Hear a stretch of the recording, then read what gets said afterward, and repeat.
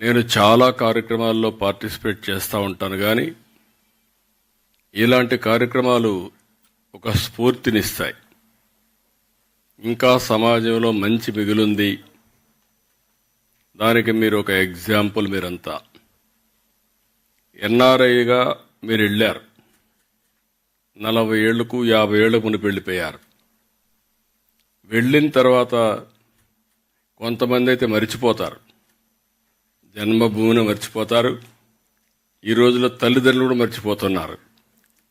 అలాంటి వాళ్ళుండే ఈ సందర్భంలో మళ్ళీ మీ చదువుకున్న కాలేజీని గుర్తుపెట్టుకుని దీనికి 1981లోనే ఒక ఆర్గనైజేషన్ జిమ్ఖానా ఏర్పాటు చేసి ఇంత పెద్ద ఎత్తున సహాయం చేసిన మిమ్మల్ని అందరినీ మనస్ఫూర్తిగా అభినందిస్తున్నా. Congratulations, extraordinary work. ఇదొక స్ఫూర్తి, ఇదొక పవిత్రమైన కార్యక్రమం. ఇలాంటి పవిత్రమైన కార్యక్రమానికి ఒక స్ఫూర్తిదాయకంగా చేసిన మిమ్మల్ని అందరినీ మనస్ఫూర్తిగా అభినందిస్తున్నా. ఎప్పుడు కూడా మనం బాగుంటేనే చాలదు, మన చుట్టూ కూడా సమాజం బాగుండాలి అనేది మన సంస్కృతి, మన లెగసీ కూడా. ఈ వారసత్వంలో మనం చూస్తే ఎప్పటి నుంచో కొంతమంది ముందుకొచ్చి పాఠశాలలు కట్టారు, ఆసుపత్రులు కట్టారు, దేవాలయాలు నిర్మాణం చేశారు, సత్రాలు కట్టారు, ఆట స్థలాలు ఇలాంటివి ఏర్పాటు చేసి పెద్ద ఎత్తున విరాళాలు ఇచ్చారు. నా లెక్క ప్రకారం కొన్ని దేశాలు చేయించేమో కానీ భారతదేశం యొక్క సంస్కృతి సాంప్రదాయాలు ప్రపంచంలో ఏ దేశంలో లేవని మరొకసారి మీ అందరికీ విజ్ఞప్తి చేస్తున్నా. కుటుంబ విలువలు కూడా నేను ఎప్పుడూ మాట్లాడుతూ ఉంటాను. మీరు ఇక్కడి నుంచి అమెరికాకు పోయి కొత్త పాఠాలు నేర్పించారు. అమెరికాలో ఉండే వాళ్ళందరూ 16-18 సంవత్సరాలైతే పిల్లలు బయట వెళ్ళిపోతారు. అక్కడి నుంచి ఎప్పుడన్నా అవసరమైతే తండ్రి కొడుకు డబ్బులు ఇస్తాడు, అప్పిస్తాడు, కొడుకు తండ్రికి అప్పిస్తాడు.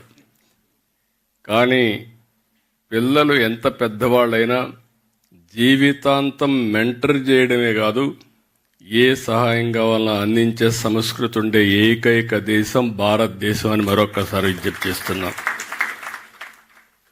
అలాంటి ఒక మంచి కార్యక్రమాన్ని మీరు ఇక్కడ శ్రీకారం చుట్టారు. ఈరోజు ఇంకొక పక్కన చూస్తే ఈ బ్లాక్ కోసం 100 కోట్ల రూపాయలు మీరు ఖర్చు పెట్టారు. అది చూసినప్పుడు నాకు అనిపిస్తుంది, ఇక్కడ చాలామంది ఈ మధ్య కాలంలో మీరు ఒక పక్కన ఇప్పుడే చంద్రశేఖర్ గారు ఒక మాట అన్నారు, 100 కోట్లు పెట్టడమే కాదు, మళ్ళీ దీన్ని మెయింటైన్ చేయాలంటే కొంత అమౌంట్ మొబిలైజ్ చేసి శాశ్వతంగా మీ మార్కు గుర్తుండే విధంగా మీరు చేయడం కోసం అలాంటి కార్యక్రమాన్ని కూడా చేశారు. ఇప్పుడే సత్య మా మంత్రి గారు ఒక మాట అన్నారు, ఆంధ్రప్రదేశ్లో ఉండే డాక్టర్లు ఇక్కడ చదువుకొని అమెరికాకి వెళ్ళారు. నన్ను ఎప్పుడు అడిగేవాళ్ళు, నేను 1995లో ముఖ్యమంత్రి అయినప్పుడు ఎన్ఆర్ఐస్ అంతా చదువుకొని అమెరికాకి వెళ్ళిపోతున్నారు, బ్రెయిన్ డ్రెయిన్ అవుతా ఉంది, మీరు ఏమంటారని అడిగారు. నేను ఎప్పుడూ చెప్పేవాడిని, to start with brain drain అనుకుంటున్నాం, రేపు రాబోయే రోజుల్లో బ్రెయిన్ గెయిన్ అవుతుందని చెప్పి అప్పుడే చంద్రశేఖర్ రెడ్డి అపోలో హాస్పిటల్ పెట్టాడు. ఈరోజు మిమ్మల్ని చూస్తే ఇది ఒక ఎగ్జాంపుల్. నాట్కో కూడా ఇక్కడ దగ్గర ఒకసారి 17-19 45 కోట్లు ఖర్చు పెట్టారు, 26లో ఒక 18 కోట్లు ఖర్చు పెట్టారు. అదే మరి ఇంకొక పక్కన క్యాన్సర్ మెయింటెనెన్స్కి ఒక 12 కోట్లు ఖర్చు పెట్టారు. ఇటీవల వేరియస్ డిపార్ట్మెంట్స్ దీనికోసం ఒక 12 కోట్లు ఖర్చు పెట్టారు. అంటే దగ్గర ఒక సింగిల్ కంపెనీ కింద ఒక 89 కోట్లు దగ్గర ఖర్చు పెట్టారు. వాళ్ళు మనస్ఫూర్తిగా అభినందిస్తున్నా ఇక్కడుండే దీని ప్రకారం. ఇంకొక పక్కన మీరు ఒక్కసారి చూస్తే మీరిచ్చిన స్ఫూర్తి కానీ మిగిలిన వాళ్ళు కానీ ఇక్కడ గుంటూరులో కూడా మిలీనియం బ్లాక్ ఎక్స్టెన్షన్ 16 కోట్లు ఖర్చు పెట్టారు. విశాఖపట్నం ఆంధ్ర మెడికల్ యూనివర్సిటీ కాలేజీకి సెంటరీ బ్లాక్ 60 కోట్ల రూపాయలు వెచ్చించి వాళ్ళు ఖర్చు పెట్టారు. కాకినాడ హాస్పిటల్కు 40 కోట్లు ఖర్చు పెడుతున్నారు. కర్నూలు మెడికల్ కాలేజీకి ఒక 25 కోట్లు ఖర్చు పెడుతున్నారు. అంటే ఇప్పుడిప్పుడే చైతన్యం పెరిగింది, కమిట్మెంట్ వచ్చింది. ఈ విధంగా ఒక స్ఫూర్తిని తీసుకొచ్చిన ప్రతి ఒక్కరిని కూడా మనస్ఫూర్తిగా అభినందిస్తున్నాం. ఇది కాకుండా నేను ఆలోచించేది, ఎన్నోసార్లు నేను జన్మభూమి ఒక కార్యక్రమం ఇచ్చాను. ఆ రోజు ప్రపంచంలో ఉండే అందరూ కూడా వచ్చి వాళ్లకు తోచిన విధంగా వాళ్ళ గ్రామంలో అభివృద్ధి చేశారు, తల్లిదండ్రుల పేర్లు పెట్టుకున్నారు, ఇక్కడ అభివృద్ధికి దోహదం చేశారు. ఒక స్ఫూర్తిదాయకంగా ఆ రోజు ముందుకు పోయారు. మళ్ళీ ఈరోజు నేను ఇంకొక కార్యక్రమానికి P4 తీసుకొచ్చాం. అంటే ఈరోజు మనందరం మాట్లాడుతున్నాం పబ్లిక్ ప్రైవేట్ పార్ట్నర్షిప్. ఈరోజు గవర్నమెంట్ ఆఫ్ ఇండియా రోడ్లు కానీ, ఎయిర్పోర్ట్లు కానీ, పవర్ కానీ ఫాస్ట్ ఫేస్లో డెవలప్మెంట్ కావాలంటే ఇది ఒకటే మార్గమని PPP మోడల్ ఇస్తున్నారు. దానిపైన ఒక 20 ఏళ్ళు 30 ఏళ్ళు వాళ్ళు రన్ చేసిన తర్వాత తిరిగి అసెట్ని ప్రభుత్వానికి అప్పచెప్తున్నారు.